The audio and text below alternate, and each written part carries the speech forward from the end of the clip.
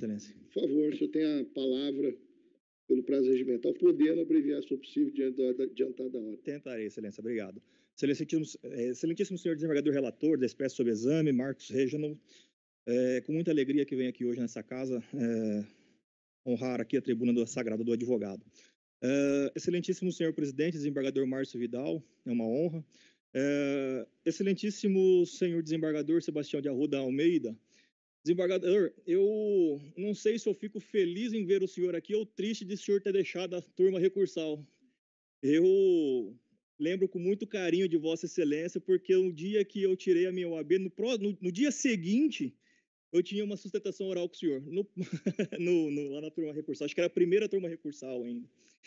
Receba minhas vênias e meu deferimento. A todos os demais presentes, com profundo respeito, Excelências, que eu venho aqui em nome do agravante Vinícius, que inclusive está ali hoje presente, pleitear aqui a reforma da decisão agravada.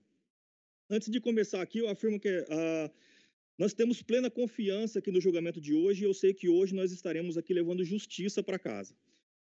Temos diante aqui de nós um caso que, embora envolva as alegações sensíveis, né, que é pedido de alimentos para um ex-cônjuge, requer que o direito ele seja aplicado, né, com equilíbrio, com razoabilidade, com proporcionalidade. A controvérsia aqui, Excelências, é que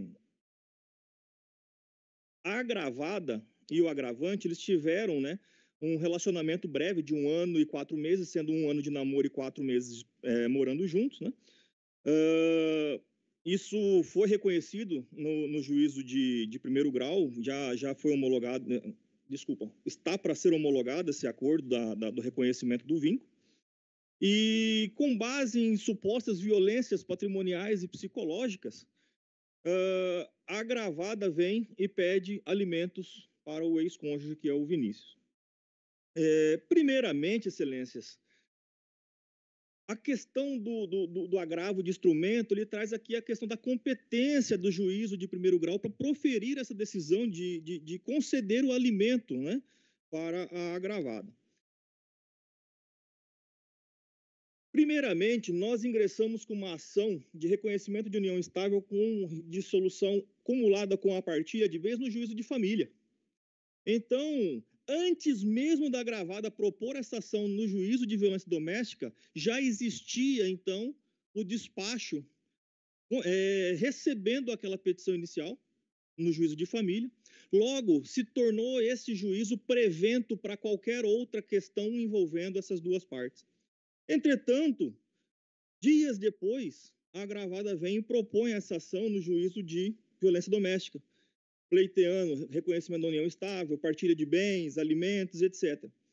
Sabiamente, né, o juiz de primeiro grau julgou extinto o pedido de partilha, porque isso só vem ao caso no juízo de família, mas recebeu a petição inicial para verificar sobre questões de violência patrimonial, violência psicológica, etc.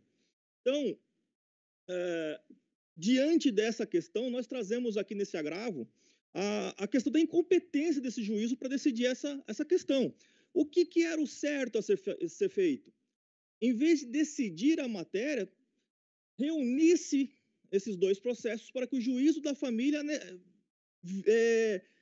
decidisse sobre se era necessário ou não a fixação desses alimentos para a agravada. Então, Excelências, a litispendência, a conexão aqui, ela é evidente. E o juiz, então, não poderia ter feito essa decisão. Então, essa decisão, para nós, da defesa do agravante, ela é nula. Agora, a questão de superada essa questão da incompetência, Excelência, nós temos também a questão que não ficou evidenciado dentro do processo a necessidade de se deferir, né, os alimentos para a agravada. Para que ela solicite, então, esses alimentos no juízo de primeiro grau, ela vem e fala que, durante este breve relacionamento, houve violências psicológicas, morais e patrimoniais. Vem ela e fala que a violência patrimonial seria, então, caracterizada por quê? Porque eles compraram um veículo em conjunto, ela deu um carro de entrada, teria dado, né, porque não comprovou isso dentro do processo, teria dado esse carro de entrada, financiado o saldo devedor no nome dela, para que ambos pudessem realizar o pagamento. Na separação, esse carro fica com ela, né? E ela fala que ela não tem, então, condições de arcar com o financiamento desse veículo. E seria isso, então, um dos motivos da violência patrimonial. Outro fato que ela também caracteriza como violência patrimonial seria que o agravante teria ficado com algumas joias de pessoais dela e não estaria se recusando a devolver. E para isso ela junta no processo apenas uma foto tirada do Google e uma balança mostrando que tinha 8 gramas aquelas joias. Ela não traz nota fiscal, não traz absolutamente nada. E também ela menciona que o agravante deixou dívidas do cartão de crédito inadimplidas, então, e não teria realizado esse pagamento, que são esses 3 fatos teria configurado, então, a violência patrimonial. Vamos lá, excelências. Em relação ao carro, realmente houve a compra de um carro em conjunto, houve o financiamento em nome da agravante, essa compra foi de comum acordo entre ambos, ela não traz em nenhum momento do processo o contrato de compra e venda desse carro, para sabermos como que foi feita a condição de pagamento, se realmente foi um carro que foi dado de entrada, se foi dado dinheiro em espécie, como que foi feito isso, não existe no processo, ela traz somente o extrato do financiamento. E esse financiamento, sim, foi pago pelos dois durante a constância do casamento. Mas, excelências, isso não configura violência patrimonial. O que é violência patrimonial? Violência patrimonial é quando o agressor ele toma o controle administrativo da vida financeira dessa vítima, tomando dinheiro para que ele possa pegar esse dinheiro e investir em outras coisas que não são de comum do casal. Não foi isso que aconteceu. Em questão das joias, no auto de investigação preliminar 1119 de 2024 da Delegacia de Violência Doméstica, ficou comprovado que essa joia jamais chegou na mão do agravante. Essas joias estavam em posse da irmã do agravante, porque ela tem uma loja de confecção de joias, a agravada deixou essas joias com a irmã do agravado para que fizesse uma joia, mas depois, quando aconteceu a separação, ela falou assim, vende essas joias para pagar as dívidas das televisões que eu quebrei na casa do Vinícius. Ou seja, ela mesmo confessa que essas joias jamais estiveram com o agravante. E esta prova, esse print dessa conversa que a Graciela teve com o irmão do agravante, está juntado dentro do processo. Faturas do cartão de crédito. O que ela junta dentro do processo, excelências? Apenas a foto de um cartão de crédito em nome do agravante. Não junta faturas, débitos, absolutamente nada sobre essas dívidas, excelências. Mesmo depois da interposição desse agravo, dizendo a ausência de conjunto probatório sobre essas questões, até hoje a agravada ficou silente dentro do processo no primeiro grau. Não juntou nenhuma dessas provas que nós estamos aqui trazendo como ausentes dessa questão. Então, excelências, veja que não existe, né, uma violência patrimonial, não existiu. São questões aqui, excelências, eu concordo que são questões sensíveis para que seja tratado no juízo ali da vara de família, porque ambos ali têm questões controversas para ser discutidas, mas em nenhum momento isso se configura como um dano patrimonial.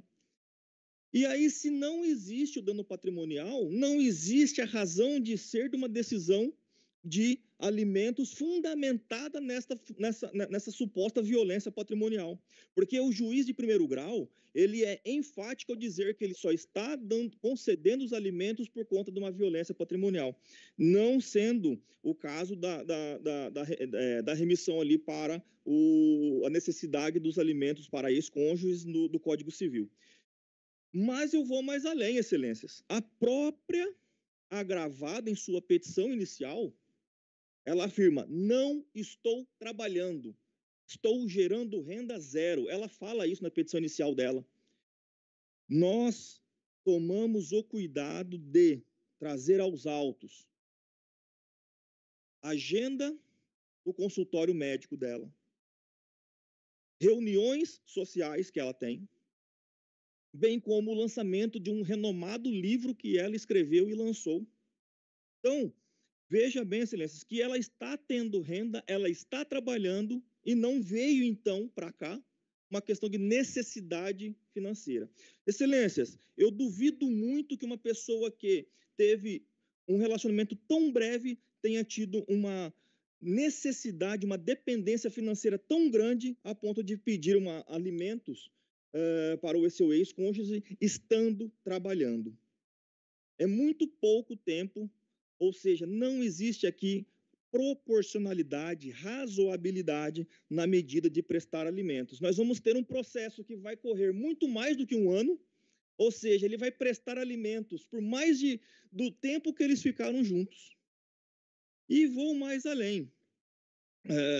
Vamos supor que ela realmente está trabalhando, que o argumento seria que ela estivesse trabalhando, mas que a renda não seria suficiente para arcar com as despesas deixadas.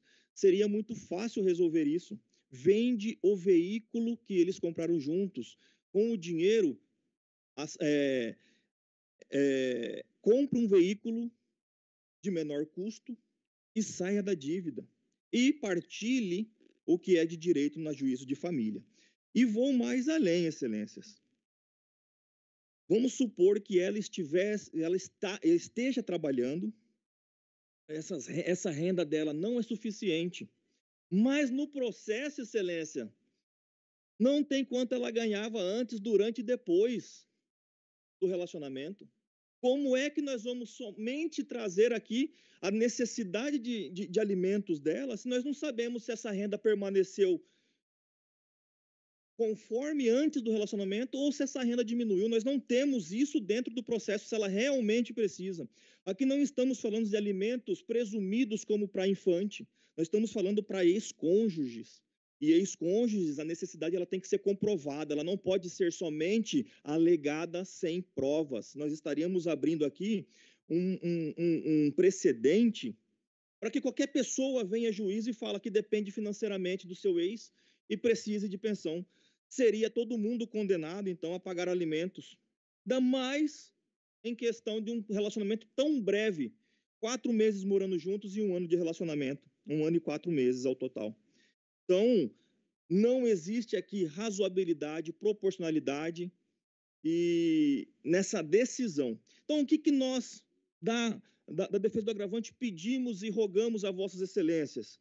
Que se reconheça a nulidade dessa decisão e determine ou a extinção por litispendência ou a reunião desses processos com o juízo da família para que lá se decida se há dano moral, se há dano patrimonial, etc. Mas que seja feita essa análise lá no juízo, juntamente com a nossa ação de família, de partilha de bens, ou que se revogue a decisão que deferiu os alimentos para a agravada. São os termos, eu rogo por justiça, excelência. Obrigado pela atenção.